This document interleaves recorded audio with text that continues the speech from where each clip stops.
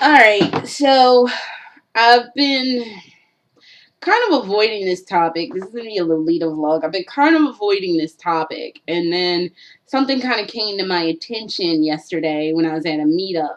Um, Talking to a couple of ladies and like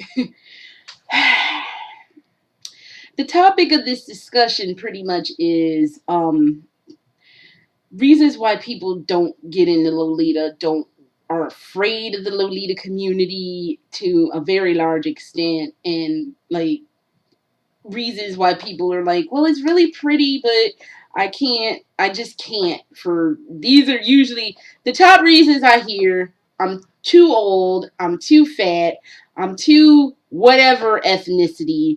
Um, I I can't afford it, which is valid. I'll cover all of these. Um, and the big elephant in the room is the Lolita community itself, because the Lolita community itself is just a hotbed of bashing, hatred, vitriol, just every kind of nasty thing. But it's not everybody. But let me kind of focus on each topic at a time. Um, Let me tell you kind of my story, and maybe this will help you. I've been in the Lolita game for a long ass time. I discovered Lolita. I dumb lucked into Lolita literally in, sorry, there's a gnat in here, in 2002. A former friend of mine, we were at a comic book store. We were just looking around. This is when I still lived in Philadelphia. We were looking around. I was at a comic book store with her, and she found a Gothic Lolita Bible, and she bought it. And she liked it. It for me was a whole other level. I loved it. I fell in love with everything about it. As my mother loves to tell me every now and then, she's like, when you discovered you could twirl around in a dress, you were just hook, line, and sinker in love with dresses. I bought a regular dress recently because I could spin around in it and it was just amazing. But so pretty much, oh dog, oh, this dog.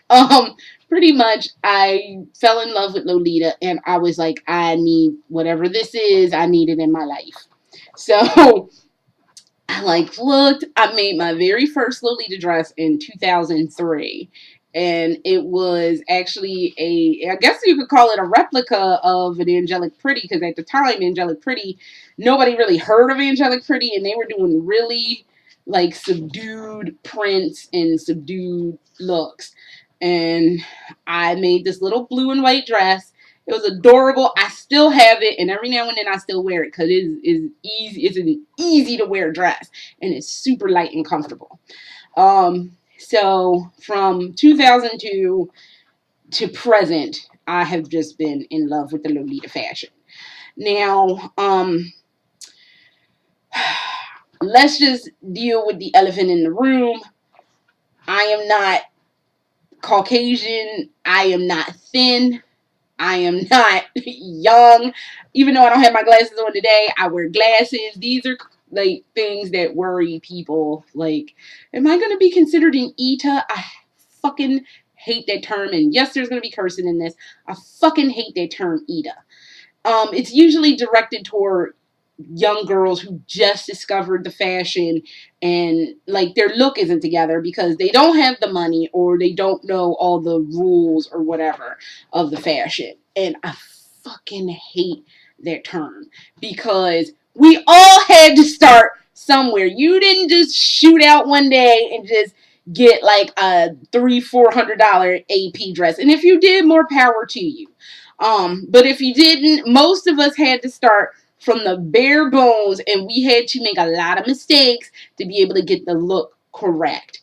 And that term "Eda" pisses me off to no end, and it needs to fucking stop because not everybody's going to have a budget for a brand dress. Not everybody's going to have the sewing ability to be able to make something really grandiose and amazing.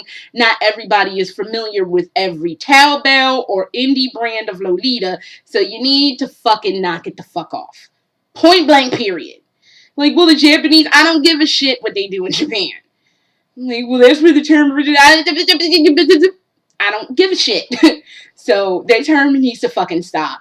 If you see a young person or whatever the case may be, you don't even have to necessarily be young. You see a fresh Lolita, don't sit there and talk about the girl behind or boy or whatever behind their back and be like, ew, they're an eater and ew, and did you see that everything? Oh my goodness. Ew.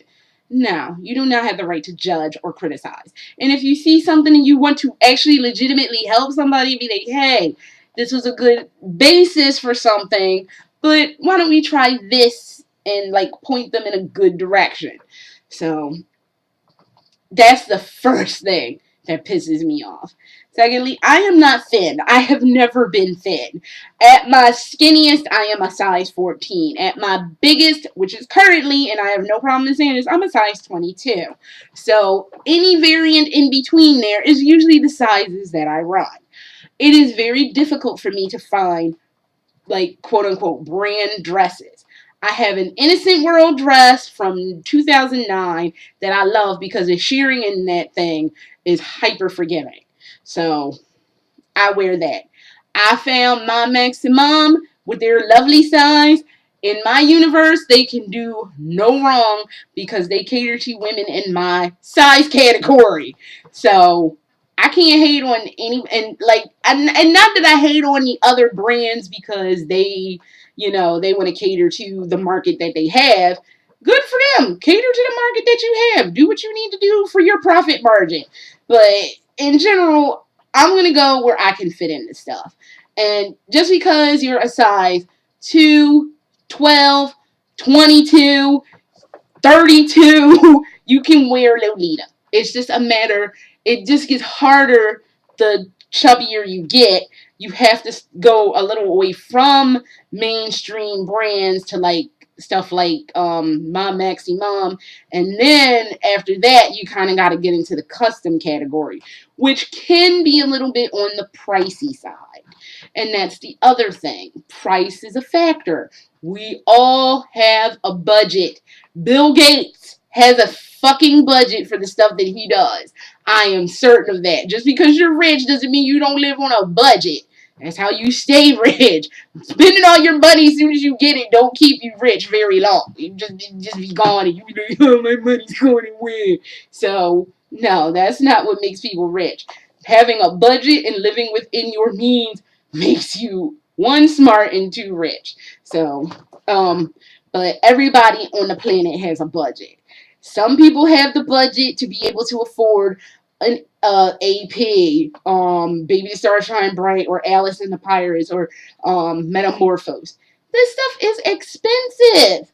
So if somebody's quoting Ita because they can't afford like the most hot, most expensive dress, doesn't make them a bad person. So it's just all about the budget. But what you want to do if you really want to get into the fashion, you got to start small. Start with looking at resale sites. We were just talking about one yesterday, Lace Market. Check out Lace Market. They usually have some good stuff on Lace Market. I try not to go on Lace Market because stuff in my size, it goes quick. So like I'll be looking at Lace Market. Literally one day I looked on Lace Market.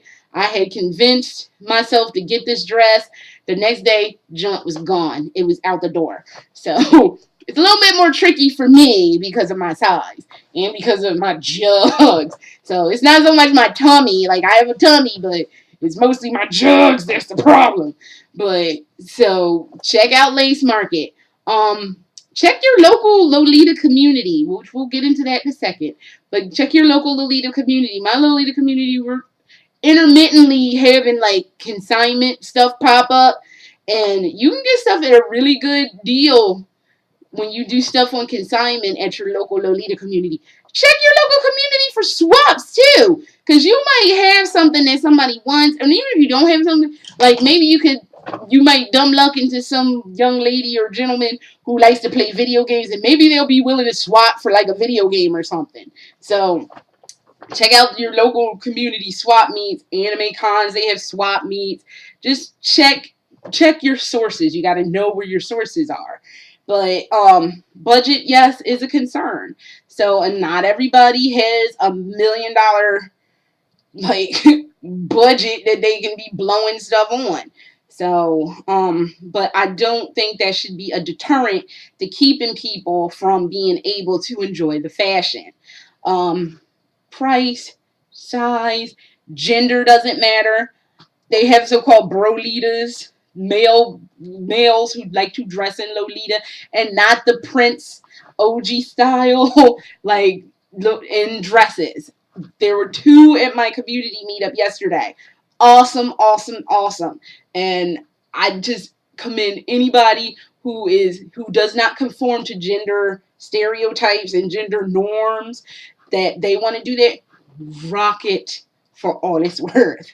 So I do enjoy the fact that we have male Lolitas in the world, and that just makes the world a better place. So gender is not an issue. Ethnicity. I'm black. There are some people who will straight up tell you, I don't know who these sad individuals are, but they'll tell you, oh, you're black. You don't really do Lolita because you're supposed to look like a doll. They're black dolls. I had black dolls growing up. I had white dolls growing up. I had Asian dolls growing up. I do not. My mother is like, the world is full of different types of people. You should have different types of dolls. Again, the world is full of different types of people. Why shouldn't I be able to dress in Lolita because of my ethnicity? I don't see how that is a relevant factor in wearing clothes. It's like saying, oh, you can't go to the Gap because you're black. Really? I can't go to the Gap because I'm black? Okay. No, I think I can go anywhere I damn well please. So thank you and fuck you. So I go where I want. So where I want and where I'm wanted, by the way. So that's a whole other topic I'll have to discuss one day. Not today though. Buying stuff where you're wanted. So I will cover that another day. Um, Ethnicity, gender, religious. There is a young lady. I saw this like one or two last year or 2 years ago. I want to say 2 years ago. There's a Lolita in Los Angeles who is Muslim, and she wears her hijab, and she wears it with her Lolita, and she is modest. She just it looks so amazing. And then there was some backlash against that, saying that she's Muslim, she shouldn't be dressing in Lolita. It's not really for. I'm glad you're an expert on what clothes. Clothes who are just like, aren't clothes like for anybody who wants to wear them, because the alternative is not wearing anything and walking outside naked, which if that's what you want to do, good luck with that, because you'll have to be the one dealing with the cops. But clothes are just clothes. They're not human beings. Only human beings tend to project their own ridiculous biases onto things and others. So clothes are inanimate objects. They are just objects used to keep us covered. They're like, I never put on a pair of shorts or like a dress and it was like, no, dude, put me on. You're black. I just can't. No, this dress is not like, oh no, you can't wear me because you're black. No, it's not doing that. People do that. Clothes don't do that. So I don't know what the fuck being Muslim, Jewish, Shinto, Buddhist. I don't see where any of that has to do with wearing a dress. You tell me. I don't know. Like I said, this dress didn't. No, please don't wear me. So don't let religion be a deterrent. Um, I do not know the name of the young lady who's Muslim.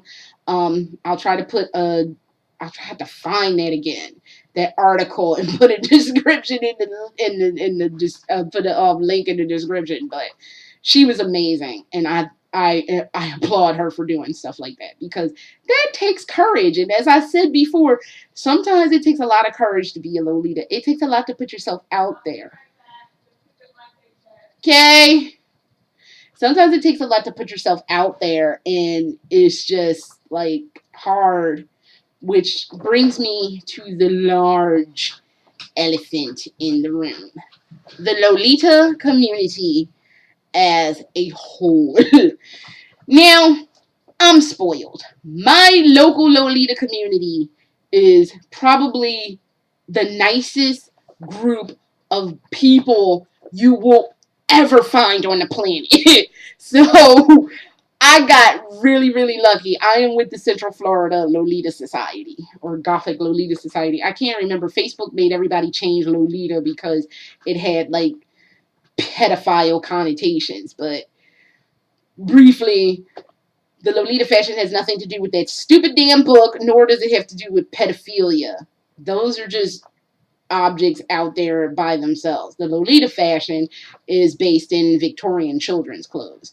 To recap. So, getting back on point. So, I lucked out meeting the Central Florida Lolita Society. They are amazing. I personally haven't had to deal with any cattiness, ridiculousness, bullshit. I personally haven't had to deal with these things. I I haven't personally seen it. It may go on behind the scenes.